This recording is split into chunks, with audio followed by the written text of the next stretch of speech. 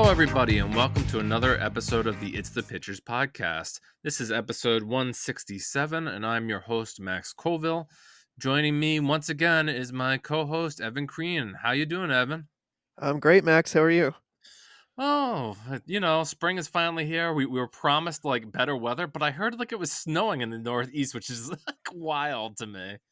Yeah, I mean, it was not really sticking around here, but I was seeing some coworkers of mine who are like in, New Hampshire having significant snowfall, and I was just weeping for them.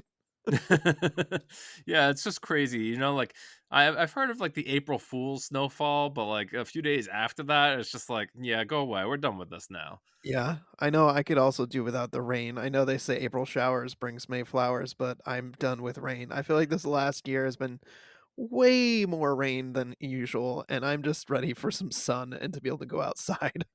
Yeah, that sure sounds nice. Like just to be able to take in the weather and take in the season, but we haven't had that luck yet. I know some people, including myself, may have plans to go outside and catch the solar eclipse tomorrow night. Well, I know tomorrow during the afternoon, rather, in the Mm. Eastern time zone. But I know you and I are not located in totality. But have you been caught up in eclipse fever, or you are gonna sit this one out? I might sit this one out. I honestly did not I wasn't on top of my stuff to buy the special glasses you need to look at the eclipse, so that's definitely gonna be a problem unless somehow tomorrow I'm able to, like, run out and find them somewhere, which I highly doubt at this point. But, yeah, a few years ago, they had one in, like, 2017 maybe that we could see from, like, Boston area, and I remember going to look at it, so that was cool. Yeah, I What about remember. you? Yeah, I did the same thing with the old one, and that one I was really crazy for. Like I got caught up, and I was like, I couldn't get glasses, and they were sold out, and I like waited in line at like a local library to like get glasses, and I ended up getting one pair, and then I met Shannon at her work during the hour that was supposed to be, and like we went Mhm. on top of the parking garage and shared the glasses so we could look at it. But this time, no, I bought the glasses like 2 months ago, and I made plans to like make sure that I watch it with my daughter because like I'm just like, oh well, we can have this experience together. And I'm kind of excited about it, even though we're not in totality. I didn't like go all the way to like one of the places that like would be in total Mhm. darkness. But yeah, I'll have fun, and then I'll go look on it online, which I'm sure a lot of people will spend the 5 seconds to do that too. Oh, But yeah, totally. That's a great idea. I'm glad you're gonna be able to do it with your daughter. That's really sweet. yeah.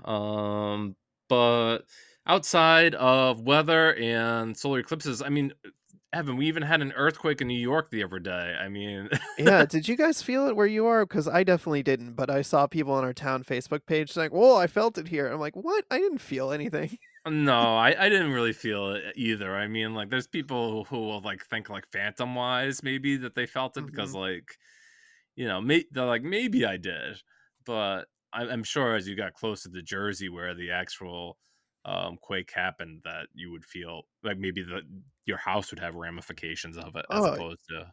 yeah, for sure. I mean, like, when I was there was one here in there was one here in the Boston area in, like, 2012, I think, and I was at work. I definitely felt it. Yeah. And, when I was a kid, I was living in California during the big earthquake in 1994, the one that, like, collapsed freeways and stuff, and boy, was that scary. I remember waking up in the middle of the night, my dad running into my room, grabbing me out of bed, and everyone in the family, like, running under a table to take cover from the earthquake. It was crazy. Oh yeah, I bet. I mean, like, is looking back, is a table a good thing? I think I remember they said like what a door frame is pretty good.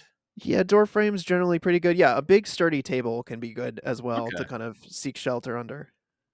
All right, good for you to know, all you New Yorkers who are planning on more earthquakes. I guess I don't remember the last New York earthquake or Jersey earthquake, and it might have been like quite a few years. So, Mhm. uh, hopefully Mother Nature will calm down a little bit after Monday with the eclipse, and we start getting some sunny weather. But that was your New England weather report. But we're here to talk about movies. Yeah, we are. Evan suggested to a topic this week, which was the Cornetto trilogy of films, the Three Flavor Cornetto Trilogy, if you will, Yes. by Edgar Wright. Yeah, Edgar Wright, starring Nick Frost and Simon Pegg. It was funny, Evan. Like I reached out to John and I asked him like, "Did we do like one of these recently?" I couldn't remember, and Mhm. we both agreed that you know Evan's coming at this. He's excited, and we didn't have Evan's opinion on it, so we're gonna do it. So if you remember or like have that past episode, loyal fans know that we might repeat stuff in the next episodes coming forward. I mean, Evan brings his new perspective to the show, and we're excited for that. So bear with us if you remember my comments on these movies, and we'll enjoy Well, it. I'll try not to be too repetitive, but, yeah, I got really excited about this because I saw that Shaun of the Dead was coming up on its 20th anniversary, which was kinda mind-blowing because it feels like just yesterday, that it came out, at least for me. Is mind blowing a pun for Shaun of the Dead? I'm checking the temperature on that That was not intended, no. one. um, But before we get into our topic of the week, we are going to go over some of the latest news. Um, One topic that got the internet kind of angry or at least frustrated the other day was the news that Drew Goddard, who directed Cabin in the Woods, and I think what was that movie with Chris Hemsworth? I didn't see that one. Like the Uh, hotel. oh, El- yeah, El Royale, some crap like that. yeah, Matt Adams at the El Royale, yeah, I thought that that's was what a it was Drew called. Goddard movie. I didn't see that one. No, I didn't either, but, more famously for maybe both of us, I know for me anyway, is he directed Cabin in the Woods, which I really enjoyed. Yeah, me too. Um, And The Martian? okay, yeah. Oh, Or no, yeah, that was Ridley Scott, he wrote The he's the Martian, yeah, not he's a directed. credited screenwriter, that's right. Yeah. Now he's attached as a potential director for a 5th entry in the Matrix series. Lana Wachowski is stepping away from the director chair. She will produce this time.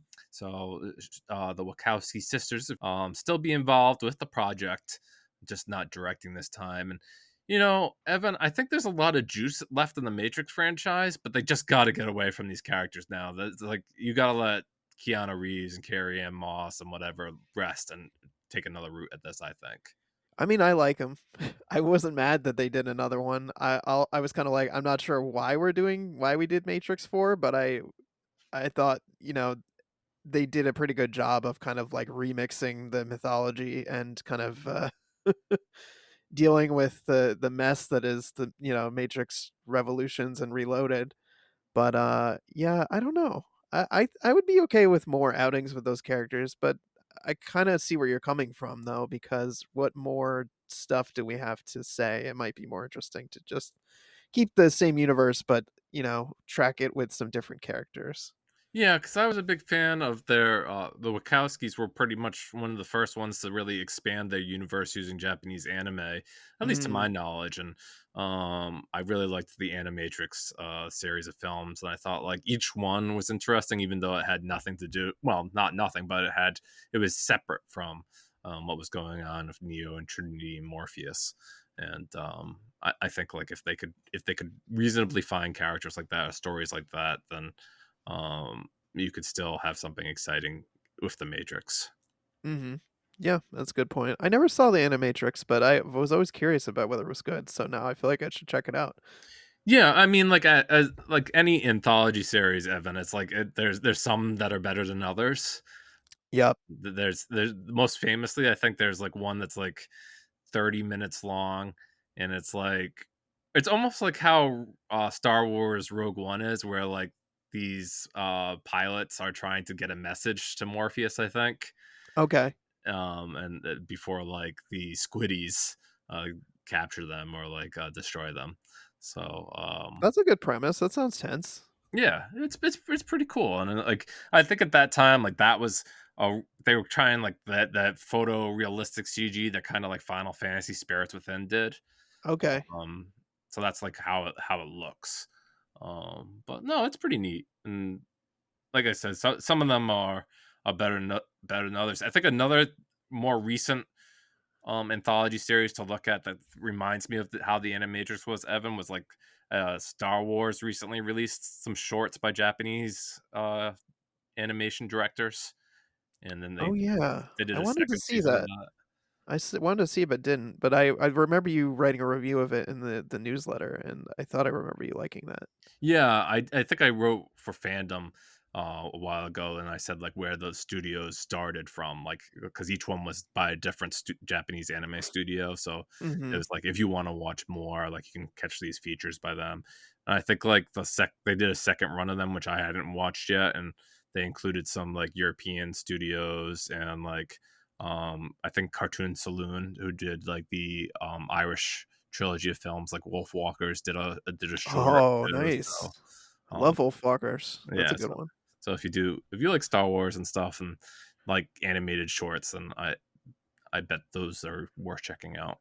Yeah, I would definitely see those. I mean, I'm a big fan of shorts, actually. I mean, um, Shauna, my wife, is also she loves watching short films because I think there's not enough, credit given to the ability to tell a really compelling story in a short, and I think there are a lot of times probably where there's an idea, like, really fascinating idea that's better explored in a short than in a feature-length film.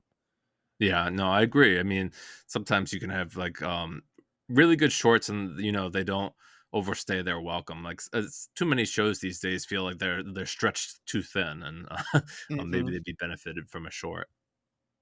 Yeah. Another news, we're on the eve of the new Alex Garland movie, Civil War, coming out. A few episodes ago, we had a guest. I believe his name was Tom Noblock, and we talked about Alex Garland films, ones that he had written and directed.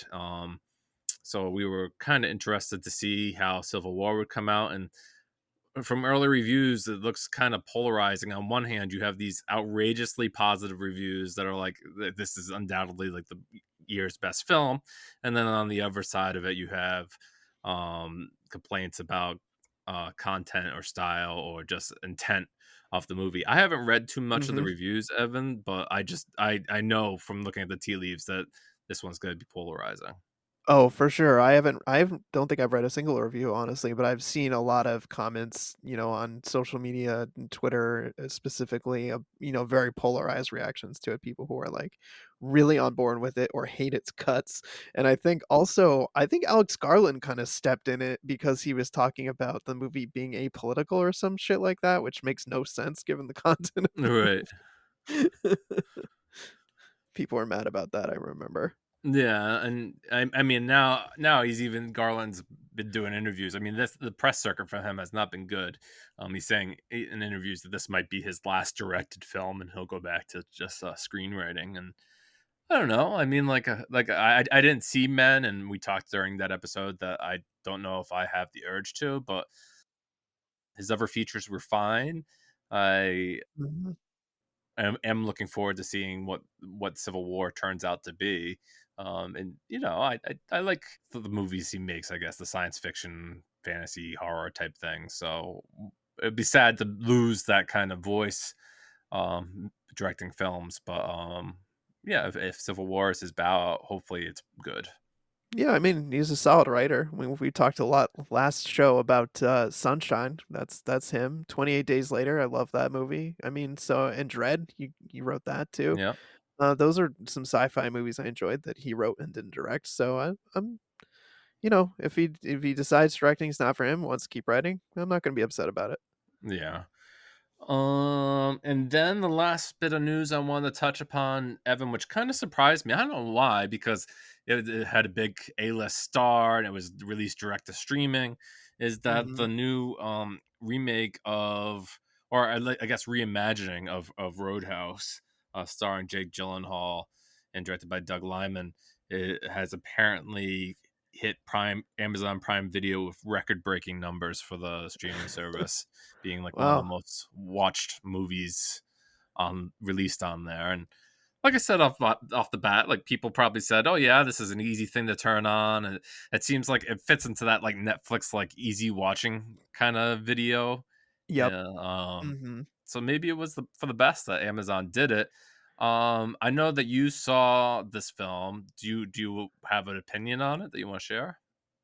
Yeah, sure. I think just starting before I get to that, just kinda commenting on its success, I agree with you that I think it's probably an easy watch. That's why a lot of people threw it on. I know there was certainly no shortage of, behind the scenes controversy about the movie when, the director, Doug, Liman, he was upset that it was going direct to streaming, it wasn't getting a theatrical release. He said he was gonna, like, boycott the premiere at South by Southwest, and there was all kinds of other drama about one of the producers was inserting himself too much and this and that. So maybe that helped get interest people in watching it too. Yeah, there's no such But, thing as negative press, right? right, exactly. People are probably like, "Oh god, I gotta see what this movie's all about." But getting to my opinion of the movie, I enjoyed it. It's a dumb, fun kind of movie. It's definitely, turn your brain off and watch a fun beat 'em up kind of movie with Jake Gyllenhaal giving a very fun performance, I think, where he's just kind of walking around being really he's got this kind of sly grin on his face through the majority of the film that I actually think works really well. Um, and I think one thing that does not work well about it, unfortunately, is Conor McGregor, who plays the heavy in the film. He gives a truly horrible performance, like, so, so, so bad. He's definitely a weak link in an otherwise, fun movie with a fun kind of cast. Jessica Williams is in it. She plays the bar owner. I really like her. I like Billy Magnussen. He plays one of the other bad guys in the movie. But, yeah, Conor McGregor is so bad. So, so bad. Maybe that's another reason people wanna tune in to see Right. just how bad he is. Or like he's the kind of like weird persona too that maybe that like even like having him included, even though he turned out to not be up to snuff as an actor, like brought people to see it. They were like, "Oh, I gotta see this guy and see what he's doing here." Yeah, for sure. Did you see it, Max? Did you watch the new one? No, no, I haven't watched it yet. I didn't watch that one, but I did go back and watch the original with Patrick Swayze that came out, Nice. and I had a lot of fun with that. I'm Um, glad. I think like I so correct me if I'm wrong. I know in the Swayze version, he's like a fixer. I don't know if Gyllenhaal pretty much plays the same kind of character. Oh, no, I think that's one of the things that's cool about it. So, like, in the Patrick Swayze one, he's kind of like a professional bouncer kinda guy. They're Yeah, like, "Oh, bring him in." But, like, who the hell is a professional bouncer? That's a weird career, like, that to me doesn't make any sense. But Jake Gyllenhaal's character, he's a former UFC fighter, and he's kind of going around the country because he's disgraced. He doesn't fight in the UFC anymore, and I don't wanna yeah. spoil it too much because this isn't that show. We're not really spoiler heavy on this, unless we're explicitly going into that territory. But I like that they actually reimagined who the character is, what his kinda setup is for working as a bouncer at this bar. Yeah, and going back to the Swayze version, yeah, he is like a professional bouncer that like is known nationwide at least, right? Because it seems like Yeah. everybody knows who he is, and they're like, "Oh, you called him in." I do Mhm. appreciate like one of the things as the bar changes and works its way to try to become more reputable is like you could see like the whole set keep on changing multiple times. Like, oh, first it's like has a net up so like when they're throwing beers at the band doesn't get smashed in the head. But then like it comes to a point where like the bar inside is like respectable, and I thought that was a pretty neat trick. Um, but really, the fun of the original Roadhouse is just like how wild some of it can get. Oh, Yeah. totally. And like I was telling Evan off air that like just like getting a monster truck and running over cars and like the big villain of this movie is just hilarious because he has like unlimited power, and I don't know. I really enjoyed it, and I get like why it's a cult film and why people enjoy it. And I don't know. I don't know if people wanted a one to one remake with the Gyllenhaal version, but if they did, I'm pretty sure they didn't get that. No, they definitely didn't, but yeah, it is a lot of fun, the Patrick Swayze version. Again, don't take it too seriously, just kind of appreciate it for what it is, kind of a dumb fun movie. Oh, also Sam Elliott is a lot of fun in it too, when Yes, he's kind of yes. like the Patrick Swayze character's, like, mentor. Yes. He's like the old dog, like, it's like an Obi-Wan to Luke Skywalker relationship. Mhm. Um, yeah, I enjoyed that, but, not to spend too much more time on news, we're gonna transition into our feature for this week. Um, yeah, these movies, shot for pretty low budget, but, all 3 ended up being, like, hilarious cult movies in their own right. Mhm. Um, but really, it was the 20 years ago with Shaun of the Dead really ignited thing. And here was this like really odd British movie that did something neat with zombies, and it kind of caught on here in the States. And Mhm. yeah, what do you want to lead off like more so talking about how the trilogy is Yeah, sure. manifested, Evan? Yeah, I can talk about that some. So the Cornetto Trilogy is also called the Three Flavors Cornetto Trilogy. Is 3 films: Shaun of the Dead, Hot Fuzz, and World's End by Edgar Wright. They started with Shaun of the Dead, of course, the zombie comedy. I think they called it as a rom-com or something like that. And the masterminds behind it are Edgar Wright and Simon Pegg, the actor Simon Pegg. If you've seen him in probably a million things. Him and Edgar Wright were old buddies. They worked on this sitcom called Spaced, which was a UK sitcom. It's actually pretty funny, and it has a very similar sensibility and sense of humor. And they wrote Shaun of the Dead together, and they have a really like crazy screenwriting style. They basically just like take a one of those like big easels with like one of those pads of paper, giant pads of paper, and I guess it's how they like work on movies together. I Oh, learned. really? Yeah, but they took their kind of, like, sensibilities and sense of humor from Spaced and kind of poured it into Shaun of the Dead, and they were kinda surprised how much people really loved it, and they kind of spun out, into these follow-up films which feature the same kind of lead actors, Simon Pegg and Nick Frost. They play buddy characters in all 3 of the films, but they're different stories, different characters, different circumstances. And then Cornetto, of course, is referencing the Cornetto ice cream, which is a big thing in the UK. And then each, in honor or kind of reference to the Three Colors trilogy by Krzysztof Kozlowski, named, these films, the Cornetto trilogy, and also each film has its own flavor of Cornetto. So Shaun of the Dead is strawberry for, like blood and guts and zombies. Uh, Hot Fuzz is Classico, which is, I guess, the label is blue, so they wanted like to reference police because that's a buddy cop movie. And then World's End is mint, and I guess they wanted that to be because it's like a Aliens movie or like Little Green Men or something like that. But that's really in the 3rd one, The World's End, you only see the rapper for like a split second, but in the first 2, it's actually like more of a plot point. Like Shaun of the Dead, he goes to buy a cornetto. Simon Pegg goes to get one for Nick Frost, after he's like hungover, which apparently was a thing. Edgar Wright used to use them as a hangover cure, supposedly. And then in Hot Fuzz, they're getting ice creams all the time from the store. I don't know if you came across it in your travels, like, looking at this or, knowing about these trilogy, but, like, I wonder when they made the idea to, like, kinda match these movies based on that, whether or not it was just, like, kinda organic with the first 2 movies, and they were like, "Oh, well, we need to, like, include it somewhere in the 3rd movie. Let's just, like, throw it in there for a split second, so that way we could say that these movies are all kind of, um, tied together in some fashion." Yeah. Yeah, I mean, I really think the first one, they kinda threw in the Cornetto piece as kind of a joke, and then they found out that, like, Cornetto loved it and gave them a bunch of free ice cream, and they so they're like, "Oh, now we should kind of, like, carry this over into the other movies and make it more of a thing."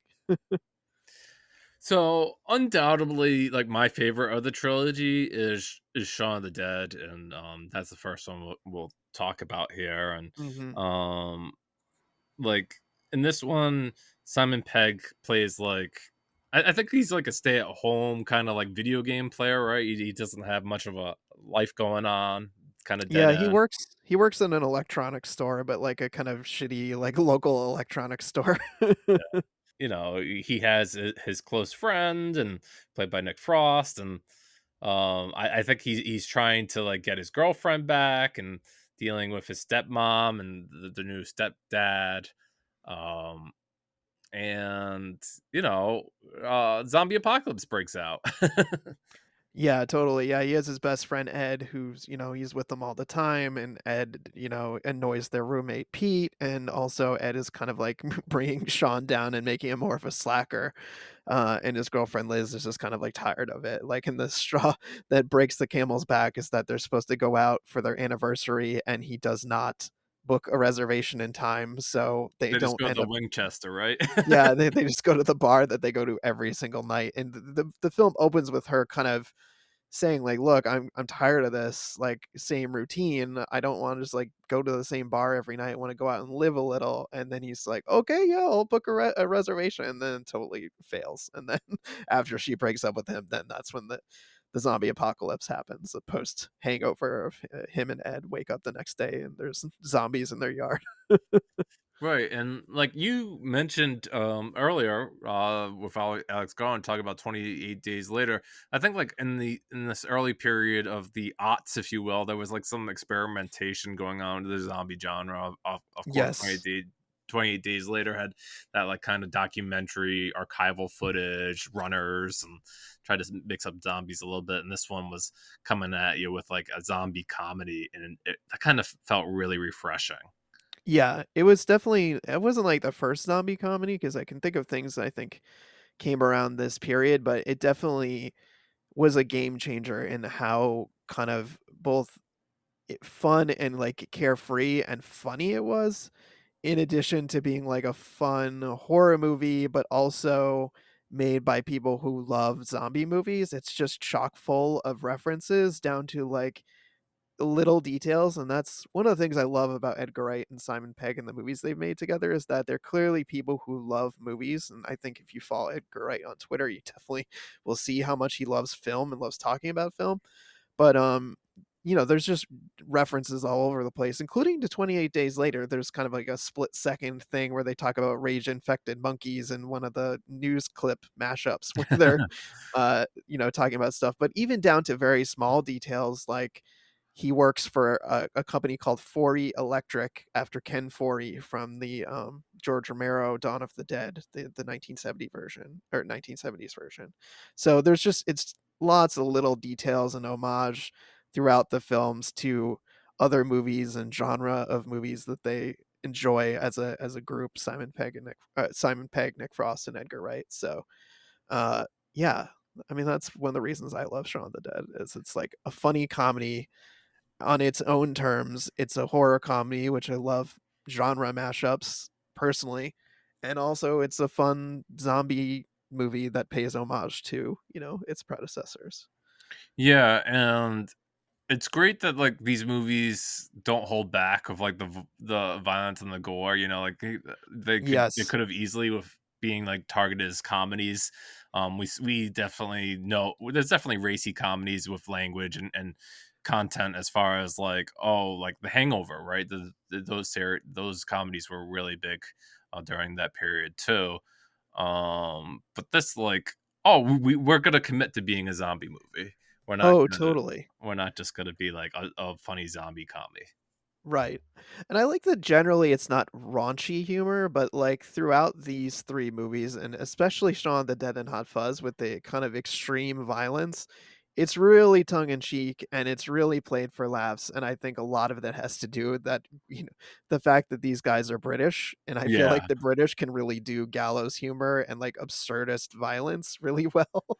And so it works and it's funny just like you said, even when they're not holding back and there's tons of gore, and especially Hot Fuzz, I feel like even more so in places than Shaun of the Dead, there's some pretty gruesome murders in that that yeah, they show you like in full detail. yeah, absolutely. No, I'm glad you brought up even like British culture, right? Because like one of the exports that I know very well over here is of course my Monty Python's Flying Circus, and Mhm. I'm sure lots of people grew up with that over there, and um, it was just like, they are taking it to that next level. and Mhm. I have to imagine that also influenced Simon Pegg and Edgar Wright in a way. Oh, totally. I could see that. Um, I whenever I talk about Shaun of the Dead, Evan, I always have to talk like about one of my favorite sequences, and I'm big in movies where they utilize music with sequences, and Mhm. late in the movie, they play Queen's "Don't Stop Us Now" and "Attack a Zombie," and I remember just like laughing hysterically, and that scene lives vividly in my mind to this day. Oh, yeah, it's a great moment, especially when I think he yells like, "Will somebody kill the fucking queen?" Like, "Cut the jukebox, it's, like, making too much noise." Yeah, Yeah, that is a hallmark, I would say, of Edgar Wright's films. He loves, action choreographed to music, and he often very specifically has a song in mind, when he's shooting the movies. Like, for instance, with, The World's End, there's a scene where they're walking in a choreographed fashion to, I believe, the Doors song "Whiskey Bar," yeah, and it is you watch it and you think, "Wow, they really were perfect in how they did this." Well, it's because they knew he knew which song he wanted, and he had to get the rights later, but he basically had them walking in unison to a click track or something that lined up with the song. So that's why it works so well. yeah. And I'm glad you brought up his love of music. I mean, later, of course, he did Baby Driver. More recently, one of the films I really loved by him, he did a documentary on the band Sparks called the Sparks Brothers. Mhm. Um, Obviously, he's a director that knows music very well and knows how to utilize it in his films. Oh, for sure, yeah. And then like I find like none of these movies, maybe on second thought, maybe Hot Fuzz has a close to a happy ending, but certainly Shaun of the Dead and The World's End are kind of mixed, right? It's they don't let these movies off the hook very easily. Yeah, I would argue that Shaun of the Dead is a happy ending. I mean, the zombie apocalypse is resolved. They've integrated zombies into society, and like his buddy is a zombie, but they still get to hang out together. So I would argue that's not the saddest ending. Yeah, Hot Fuzz, I would say, has a pretty happy ending. Like, I mean, their whole police station gets blown up, Yeah, but they end up coming out on top in that. And then yeah, World's End is a little bit bleaker for yeah, sure. Probably yeah. the bleakest of the 3, I think. All right, well, we'll get to that. Is there anything you want to talk about Shaun of the Dead more before we move on to Hot Fuzz? Um, yeah, the music in it is great. The editing, I think, is really great. You know, speaking to your comment about the choreographed moves to Queen, um, the dialogue is very funny. I mean, I always think of, the beginning where she says, "That'll really exacerbate things," and what does that mean? It means to make things worse. And that's one of the common quotes that I think of when I think of this movie. But, yeah, I just trying to think what else about Shaun oh, that's the editing. That's what I wanted to mention. This was kind of the first, it set the trend for the movies with the kind of very stream of consciousness style editing that Edgar Wright likes to do, the very, like, quick cut, like, when he's, like, peeing in the toilet, washing his hands, etcetera. That's just kind of a hallmark that you find, at least in the other films in this series. I don't remember it so much in some of the subsequent Edgar Wright movies, but it was definitely a thing in these 3. All right. Yeah, I think like even going forward, Evan, like I I I don't like watching the 3 movies all that often. I think I find myself returning to Shaun of the Dead, especially out of all 3 of them. So, Mhm. yeah, I think my memory is a little foggier on the other 2. I think last time, you know why I thought like we had done this already for the It's a Pictures podcast is because like I remember like maybe watching Hot Fuzz for like the last one because I was like Ah, maybe I hadn't watched it that many times, and I mhm. caught back up with that one.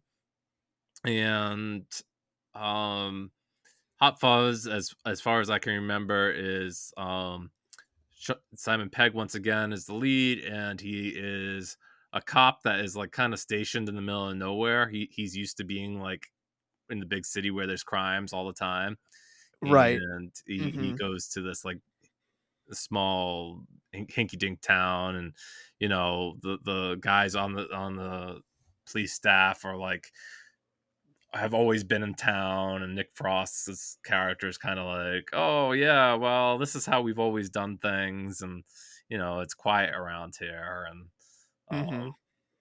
we'll see what happens, and you Yep. find out that there's more sinister things going on in that town. Totally, totally. Yeah, he plays Simon Pegg plays Nicholas Angel, who's a hotshot cop in the city. He gets transferred to the country against his will, all his superiors. Bill Nye plays one of his superiors. Martin Freeman's one of them, and I think the other one is Steve Coogan. And they're all basically tell him, "You're doing too good of a job here. You're making us look bad, so we're shipping you out to the middle of nowhere." And then when he gets out there, like you said, he finds out that there's a lot more sinister stuff going on here in the country because a bunch of people are dying under suspicious circumstances that everyone around there is like, "Oh, that's just an accident. Accidents happen all the time." And he's like, "No, this is murder. This has got to be murder." And then he starts unraveling this twisted conspiracy of like the town elders bumping people off. But of course, it's a comedy, so the reasons they're bumping people off are like hilarious because they're embarrassing or they're like people that they don't want like representing their town in the village of the year competition, which they've been winning I don't even know how many years in a row. So it's like Yeah. the reason for the murder is like, oh, get rid of human statue. Like we don't like that guy. We don't want like, street performers. Oh, that guy who runs the newspaper, he misspells stuff and gets stuff wrong. Let's kill him. It's Yeah, all stuff like that. and it's fun, and I don't know, like, I noticed this when I was watching The World's End. I was like, I don't know if they planned this, but with Hot Fuzz, they have Timothy Dalton in like a major role, and then in The Yes. World's End, they have Pierce Brosnan in it. I'm like, did they just want James Bonds, I or maybe. was that just like a happy accident? Yeah, maybe it was intentional. I mean, I think Timothy Dalton is great in Hot Fuzz. I love him as one of the villains in that. I think he's just hamming it up, and he's great. It's funny that you were talking about how you've seen Shaun of the Dead the most times, and I probably have too. But I think I've come to really like Hot Fuzz, but maybe that's because if we kind of rewind back to, I think it was the last show that you and I did where or maybe it was 2 shows ago where you asked me about my favorite kind of genres of film, and I mentioned buddy cop movies. Mhm. This I is a love good this one. one because it is a perfect buddy cop movie that is at the same time a perfect homage to buddy cop movies. It kind of fulfills both roles where it's like referencing other buddy cop movies, but also being a really fun buddy cop movie unto itself. Right, and, like, if Shaun of the Dead is that, like, horror comedy, this is, like, a buddy comedy, and then, like, World's End is, like, kind of like a drinking sci-fi comedy. Yes. Yeah, like a oh, yeah, I would say, it's like a kind of homage to Invasion of the Body Snatchers is how I would Right. describe the 3rd one, which I think Edgar Wright has mentioned. I mean, and this one has more, overt homages between, Point Break, which they mention, they watch movies, Bad Boys 2. I forget other specific buddy cop movies that they reference in this, but those are kind of the big ones, and they're not shy about mentioning that in the movie because Nick Frost's character has a massive closet of DVDs and buddy cop movies that he enjoys watching, and he kinda has to turn on Simon Pegg to them because he's the, like, nerdy by the book cop who thinks, like, "Why would I watch something when the characters are not doing anything by the book?" Yeah, I remember that, yeah. Um, isn't there, like, really entertaining, like, shootout sequence in this movie? I think, like, that's something I Oh, remember yeah. about it. Yeah, they're when they basically like, the gloves are off and, the people try to bump off Simon Pegg, and he's like, "No, I'm gonna go back, and we're gonna, like, take these people down." He, like, takes this massive, massive supply of guns that this farmer had, played by David Bradley, of all people, who is very fun in, like, Game of Thrones and other things. And he plays this, like, farmer who's, like speaks, like, this dialect that almost no one can understand because he, like, talks so quietly and quickly and, like, mumbles his words. Um, so, yeah, he goes back with all these guns and has this kind of crazy shootout, so that's definitely a fun part of the movie, especially when he kind of rallies the other cops onto his side, and I love that Olivia Colman is one of those cops that works with him in the station. She's the woman who works there with Yeah, it's them. funny, like, where she would pop up, and now she's known as this, like, really, like, treasured actress, right? It's just, at one point, like, maybe she was always in England, but certainly now it's like, "Oh, Olivia Colman's in something? I definitely wanna see that." Mhm. And, it's nice to see her here. Yeah. Yeah, she's funny in her kind of relatively small role, and I love that there's kind of there's certain people who are kind of in these movies also, like Martin Freeman pops up in all 3 of these films. Rafe Spall is also in them, and I forget who else, but there's a few people that are kind of consistently in these movies, and the size of their roles vary, like, Martin Freeman has a much meatier part in the 3rd one than he does in either of these 2. He's kinda more like almost like cameo appearances, Right. but, yeah, I love Hot Fuzz. It's one of those ones that's really grown on me, and I think one of the reasons it's really grown on me for how much I appreciate it is a number of years ago, I saw the film The Wicker Man for the first time, So and which I one? remember The Bees, Nicolas Cage, or the no, original? the original Wicker Man, Yeah. the original Wicker Man. And I remember watching it thinking, "Man, this story feels so familiar to me." We've got this cop who's in this, like, small island town kind of place where, like, he's unraveling this kind of large conspiracy, and he sees all this stuff that's very weird, and, no one believes him, and I was like, "Man, this story feels so familiar," and I'm like, "Wait a minute." Like, Hot Fuzz is, like, directly paying homage to The Wicker Man, so much so that the actor, Edward Woodward, who played the cop in The Wicker Man, is in this, and he plays the, like, head of the watch, the neighborhood watch or whatever. He's the guy who's got all the cameras. So, I remember thinking after I saw The Wicker Man, I had this whole new appreciation for what Hot Fuzz was doing, in addition to being a great buddy cop movie. I feel like it pays heavy, heavy homage to The Wicker Man. Yeah. I wanted to add, like, when I was talking about Olivia Colman, I don't know if you've ever looked up clips of the Graham Norton show on YouTube, but if you haven't, like, looked up uh times that she's appeared on the program. She's hilarious on interviews. So Hmm, uh okay. yeah, like, I enjoy watching some of the Graham Norton clips. Sometimes it's a comfy interview sit, not like Hot Ones, which I also enjoy, but that one is a more laugh at these stars that are in pain. Yeah, yeah, totally. I think I've definitely seen some Graham Norton clips, and they're fun. They're usually, celebrities doing impressions of other celebrities and telling kind of like fun, goofball, odd stories about their personal lives. Yeah, I think, like, one that I can remember more recently is, like, the Mandalorian and Walking Dead actor Pedro Pascal, not Walking Dead, Last of Us actor. Pedro Mhm. Pascal was on there, and he was talking like, "Oh, I had no idea what Last of Us was." It's just like, "What?" And he's like, "Yeah, well," he's like, "I of course, I love to have the part." Um but yeah, there's some neat videos and they're short, so check those out. But Evan, I will be able to talk about the World's End much more in depth because I just watched it the other day. Mhm. It had been a while since I watched it, maybe since it came out. This one also surprisingly stars Simon Pegg.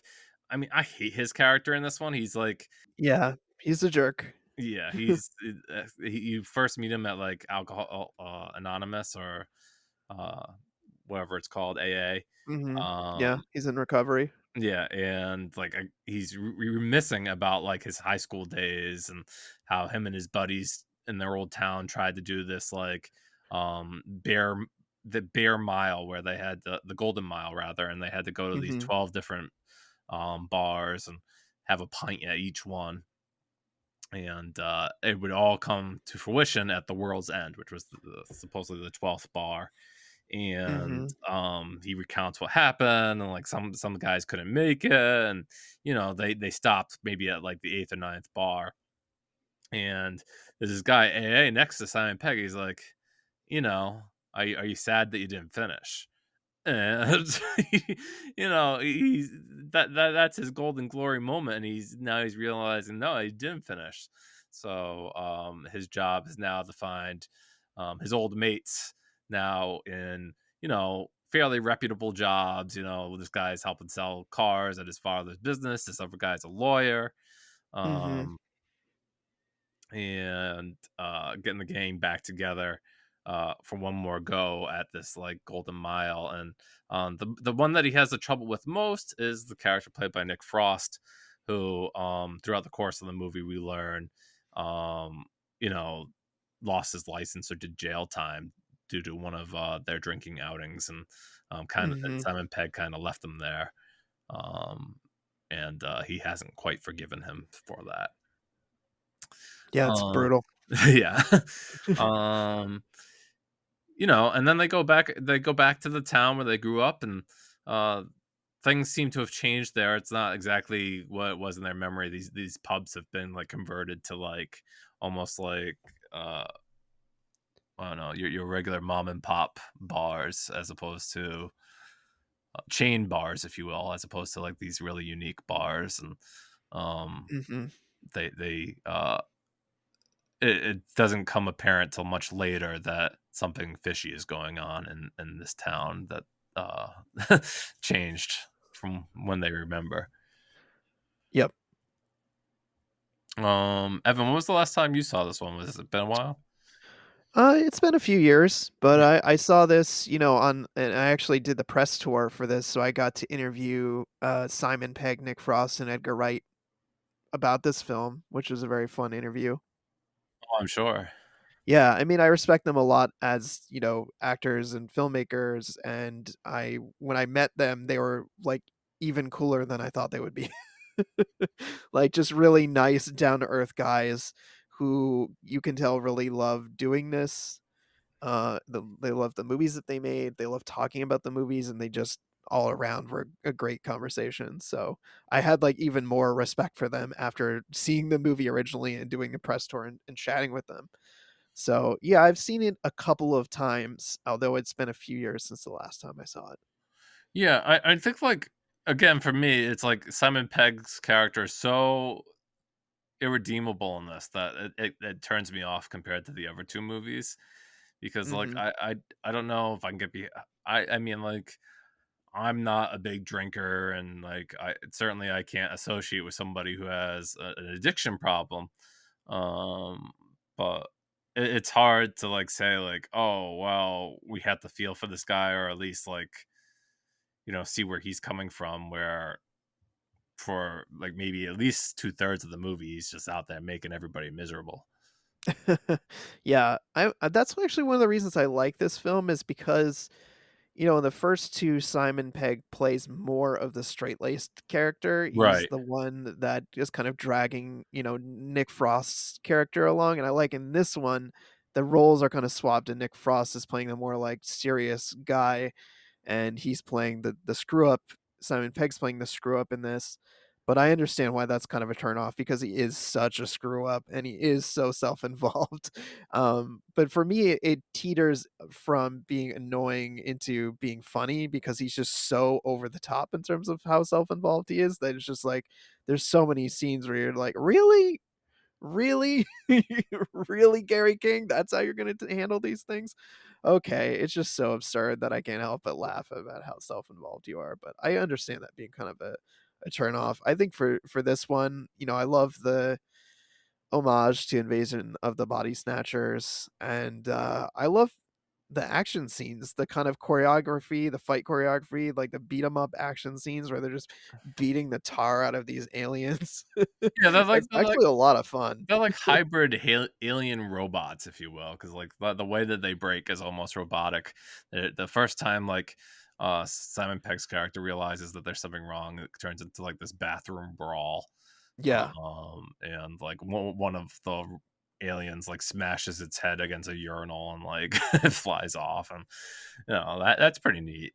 Um, you get the sense that like the only reason why they're not being bothered is because they're going through this pub crawl, and why they do that. Not only are they what some of the characters reminiscing about their high school days, but there's also a love interest in the film that uh, comes around that like Simon Pegg used to like.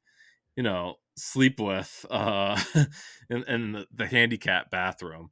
That character is played by Rosamund Pike of Mhm. Gone Girl fame, and come to find out, like she would do that, but like this other guy in the group like had a thing for her, played by Patty Considine.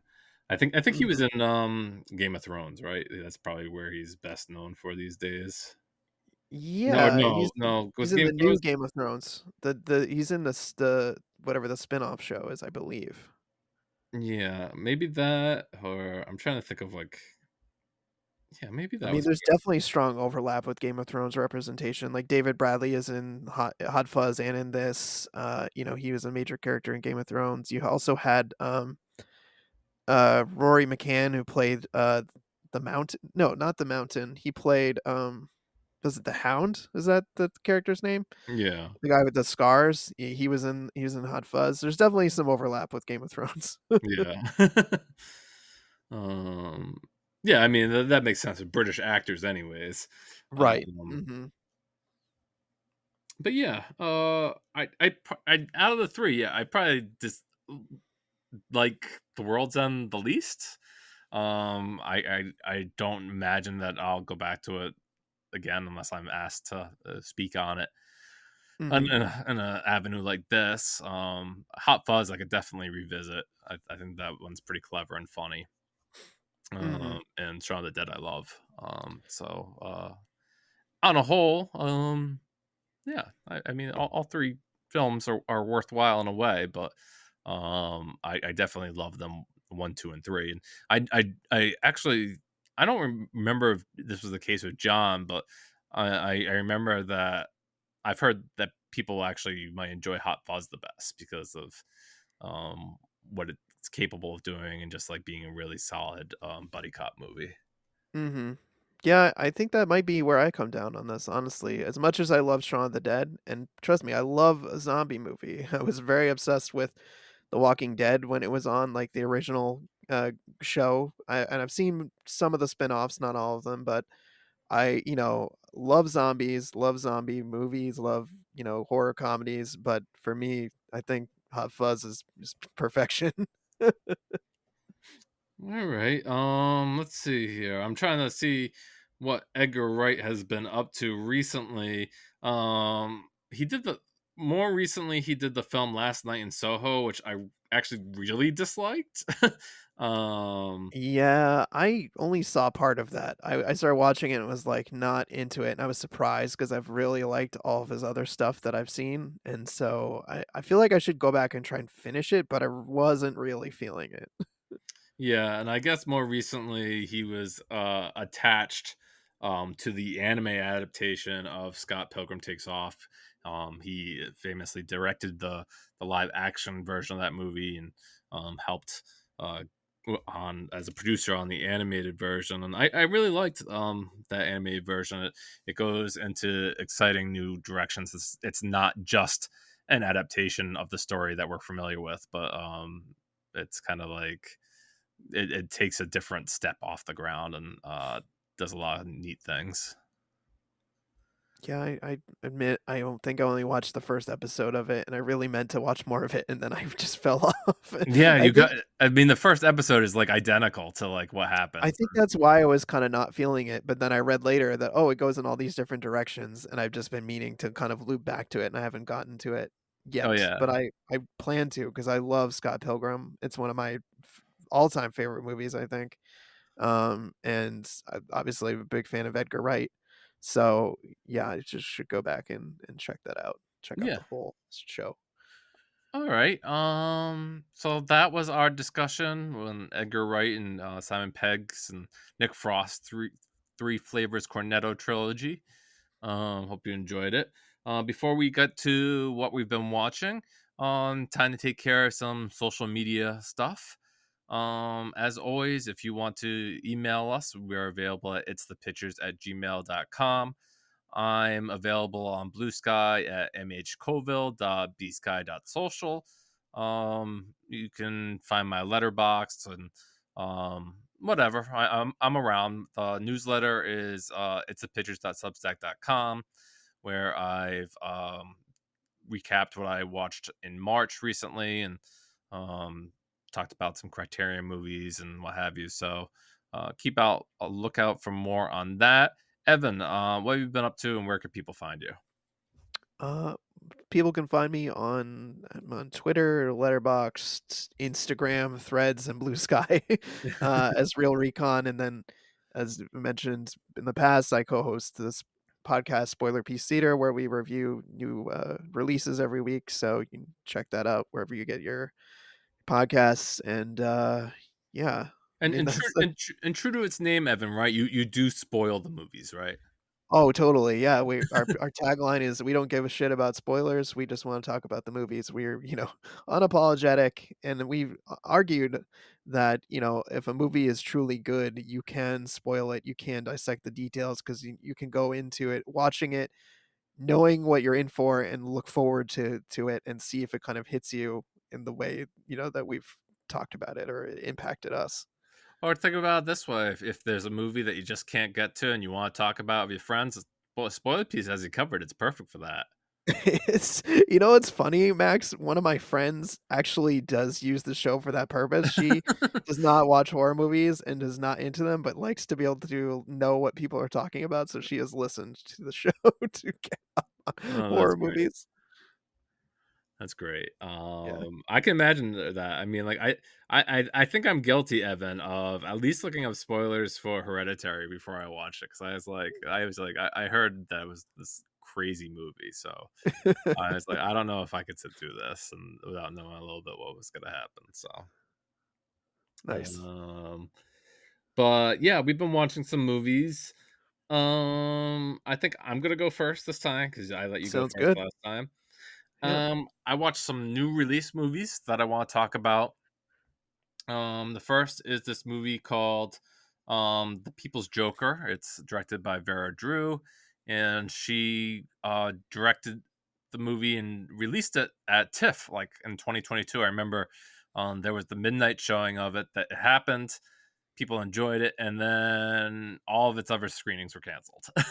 um, I don't know if at that point like Warner Brothers approached her or if um, she, you know, knew ahead of time that she was only going to get the midnight premiere and then she'd have to stop there. But um, yeah, it's a really, I do want to say the word courageous, right? Because it's Mhm. a movie, like a trans coming of age movie, and Vera Drew is the star of it. And but like it heavily uses Batman characters and the world to tell this Mhm. story, but it's not like using it's funny how I want to put this because it's like it doesn't really matter as much that these are Batman characters because like at its heart of it, it's still like a story about a daughter and a mother like coming to terms with their relationship now that um, the child is trans, and it's weird that I'd say like that part of it is really like heartwarming, where there is absolutely ridiculous stuff going on, and Mhm. it can be silly at times, but um, yeah, you know, is it a little long in an hour and a half? Does it like lose like some of it? Sure, but it's just so interesting that it kind of holds together in the end, and I enjoyed watching it. I don't and Evan, I don't know if you got a chance to watch this yet, but it was pretty neat. No, I didn't. My co-hosts Megan and Dave on Spoiler Piece saw it last week, and I think that overall they liked it. I know that Dave thought it was maybe a little bit too busy in terms of the number of ideas it was Yeah, trying to string together, which is kind of, if I'm reading between the lines, sounds like maybe a little bit of what you were thinking. yeah. But I definitely wanna check it out. It seems like one of those movies that people are gonna be talking about a lot this year, and so I feel like I need to see it to kind of have my own opinion, reaction, thoughts on it because it's pretty subversive from what I can tell in terms of, like, the fact that they made this movie that's also kind of like a parody, of, superhero movies, but also, like, heavily using DC. characters, and then, Warner Brothers tried to kinda shut it down, but then has given it their blessing. So, yeah, it definitely seems like something I need to check out for myself. Yeah, there's one thing that Vera said that was very funny. She's been doing a lot of interviews, and she says she remembers vividly like watching Batman Forever and Joel, the director Joel Schumacher, and like she remembers that she didn't want to be Batman, but she wanted to be Nicole Kidman. Oh, uh, okay. so she was like, "Oh, is this how I'm supposed to feel?" And she was like, "Oh, those bat nipples, right?" So, Oh my god, the nipples. yeah, the bat nipples. Yeah, a lot of that was pretty funny, and I could see where it would hit home for her. Yeah. And then the other movie I watched, Evan, I went to the theaters the other day to catch Dev Patel's new movie after we Oh, talked about nice. filmography a little bit. Monkey Man came into theaters, and it's definitely a first movie. I'm not gonna say like I hated it and I didn't love it. It's very much fine. It's apparent that Dev Patel put a lot of work into it, and there's a lot of recent action movies. There obviously everybody who sees the trailer for Monkey Man and sees like what goes on, they're gonna compare it to Keanu Reeves' John Wick series. Mhm, Um, it doesn't really go that hard. Um, but it's neat in its own right, and he's clearly the bleeding heart of the movie. There's not a lot of characters that get a lot of background or built up at all. It seems like some characters kind of just exist in the outskirts of the movie, but don't really get enough um build up or background to really care about them. mm, And like the movie is a revenge movie like most of these are, and it kind of teases out what he's trying to get revenge on for, like, I don't know, I want to say half of the movie, and it's like what every other revenge movie is like based upon. So it's like I don't know why he decided he needed to use this like flashback technique and like hiding it to a certain point like it was some kind of big reveal, but it was, I guess. And yeah, I guess I saw some other opinions on it, and I think like I agree that like glad that he had this opportunity, he made it, and now I'm excited to see what he does next as a director. So that's my opinion on Dev Patel's Monkey Man. Cool. Yeah, so it sounds like, a lot of a lot of directors' first outing, maybe some fun ideas and things that didn't quite, pay off or land, but, a good launching pad to a sophomore effort. Right, not everybody can be his producer Jordan Peele, right? Right, it's true. Yeah, not everybody knocks it out of the park on the first outing. Yeah, it very much feels like, more recently, it's been like you had Celine Song last year of Past Lives, you had Greta Gerwig, of course, of Lady Bird. You like some of these directors really come out of the gate swinging with these really impactful debuts. Even that movie After Sun, I really enjoyed. Was the Mhm. first movie, so you know, it's tough to imagine like he wanted to do like this big action movie for his first movie. He definitely did not take it easy because like um there's a lot of choreography involved with this too. Mhm. So I'm just trying to make sure are you thinking, like, people should go see it, or are you feeling kinda more, like, lukewarm? Because I was kind of, like, trying to read between the lines of what you were saying about whether you're like, "Yeah, you should go see it," or, "Eh." No, I'm definitely lukewarm. I'm like, you don't have to go see it. I mean, like, it's something that you can wait for. When it comes home, if I'm giving it that like, oh, you need to rush to see it or not, I don't think that you necessarily do.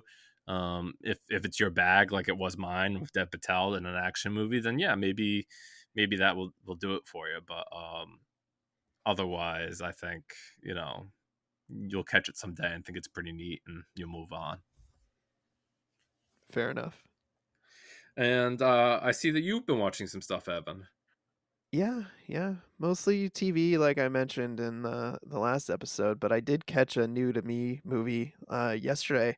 I finally saw James Cameron's The Abyss for the first time, which was a pretty huge blind spot in James Cameron's filmography for me. Yeah, this is funny. I mean, I think a lot of people, similar to me and you, I talked about this, the Abyss a few episodes ago too. Certainly, it being available now Right. plays a big reason why everyone's catching up with it now, whether it's on digital or home video. But yeah, I'm interested in your opinion of the movie. I remember, Evan, just to set you up a little bit, that like what was most striking for me is that these actors very much had to learn how to act like why being submerged under this. They went for it, and a lot of the actors now won't even talk about their experience making the movie because it was so traumatic. Yeah, I'm a big fan of James Cameron. I would say for me, I love, Terminator 2, Terminator, True Lies, um, and like, for me, T2 is like top 10 movies of all time. I love it that much. So I was like, I have a hard time, going into this. I was like, I have a hard time believing I'm gonna hate this. Yeah, yeah. So, like, I was already going in like, yeah, I probably already drank the James Cameron Kool-Aid. Oh, Aliens, another one of my favorites of his. Yes, yes. I Um, bought Aliens on 4K. I've been watching that a little bit oh, yeah, I've last definitely week. I've been considering that purchase. Yeah, so I went in, I'm like, I have a hard time believing I'm gonna hate this, and I absolutely did not hate it. I really enjoyed it.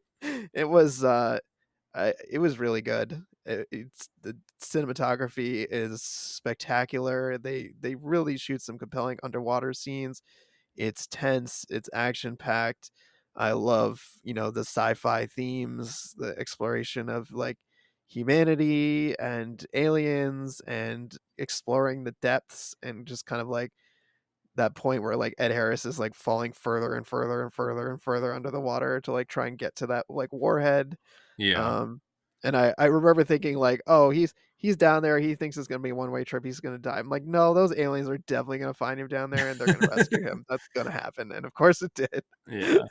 But even though I knew that was coming, it wasn't any less awesome when they, surfaced the mothership and everyone's like, "Oh my god, wow, this is incredible." Now, did you watch the version with the wave? Because that was with re-release later in the Abyss's life. I saw the 2-hour, 20-minute version on Hulu, which I don't remember seeing a wave in there, so I guess not. Oh, interesting. Because like I thought like as I watched the wave version, and if you get a chance to watch it, it's really cool because like the aliens come to say like, oh well, if you're going to just destroy each other, we might as well destroy you, and like Ed Harris kind of communicates with them. um and there were some neat little changes in the special edition, from what I read, because again, coming at the film, it was my first time too. Yeah, I guess I'll have to check that out. I mean, much like the Terminator 2 extended edition that I've seen, like, I liked the movie enough that I don't mind the extra runtime, so I feel like I could definitely do that with this, is check out the extended version. I think I was a little bit crunched for time to watch it, so I was like, if there's a shorter Yeah, version, yeah, I'm gonna watch the yeah. shorter version. And believe me, I talked about this on Spoiler Piece, but, like, having, a 7-month-old, movie watching is a little bit different, a little more challenging. You gotta stop the movie a lot more, Oh to yeah, I remember tend those to the days. baby. So, yeah, the long movie is even more of a challenge. I think it took me like 2 days to watch Killers of the Flower Moon, and I'm not joking. I think I had to break it up over a Saturday and a Sunday. Yeah. No, I really enjoyed The Abyss when I watched it, and like certainly not right now, Evan, but we should plan in the future to do a two-part Cameron, because I think even though he doesn't have a zillion movies in his filmography, I feel like they're so cherished and beloved that you could easily do an episode on his first half dozen films and do an Mhm. episode on his second half dozen films. Yeah, I would love to do that. As a James Cameron fan, I imagine I would be pretty excited about that, much like I was excited to talk about the Cornetto trilogy today. Yeah. Um, Do you have anything else you've been watching that you want to talk about? Yeah, the only thing I've been watching is I've been watching the show, The Closer with my wife. She's a big fan of it and she wanted me to see it, but I think it was kind of available sporadically on streaming, so I went really old school and bought the DVDs on Amazon. We're working our way through watching The Physical Closer. media champion. Yep. Yep, bought all the seasons, and we were working our way through watching it, and, I've really been enjoying it. I'm not a huge fan of, like, the procedural cop shows, but I think some of the things that set this one apart are, Kira Sedgwick plays a really compelling character. I think she's really great in it. She plays a kind of, eccentric, commanding officer in a group, and she's really dedicated to the work and to the process of solving the murders. And so I think she kind of like raises the collective tide with the other people who work for her. So like the first, little bit is about kind of like sexism and like her, being an outsider hired into LAPD and no one respects her. And I think they do a good job of tackling that. But then I think once you get into the meat of the show, it's really more about them like solving really complex crimes that involve like a lot of different layers and misdirects and also things that are just morally and ethically, thorny. Like, I won't give too much away, but I was watching an episode earlier today about a gang member who had, been killed in the 1990s, and they find his body and they're trying to figure out like basically like backtrack and see who killed him. And I just think it presents a really interesting commentary on like redemption and like people who, former gang members who've tried to turn their lives around and have dedicated their lives to helping people, and what does redemption look like? And so I thought that was really cool. And that's one of the reasons I think The Closer is worth watching if it's available for you to see it, is that there's lots of really cool plot lines like that. So Yeah, well, for a lot of that stuff, Evan, I use this website called justwatch.com, and I encourage the audience to do that if they're trying to look yeah, up a show or a movie. That's one of the best ways to look up where it might be available to stream. agreed. Yeah, I use Just Watch all the time as well. So highly recommend that. And before we go, Evan, I want to mention that I started the first episode of the new series Ripley that's on Netflix. Oh yeah. Yeah, I didn't get too much into it, but I like the atmosphere and the style of it. I am not familiar with the Matt Damon talented Mr. Ripley, so I'm coming at this with like mostly fresh eyes, but I am interested in watching it and making time for it. In addition to catching up on like 2 episodes of Shogun that I'm backlogged on, so I have some TV to watch too. Nice. Yeah, there's always a lot to watch. We live in an age where content is plentiful. Yeah. All right. We'll be back in 2 weeks, and we'll have another great topic for you. And thanks for listening as always, and thanks for joining me again, Evan. Thank you. Thanks for listening, everybody, and I'm glad to be here. I'm having a lot of fun. All right. Thanks, guys. Bye.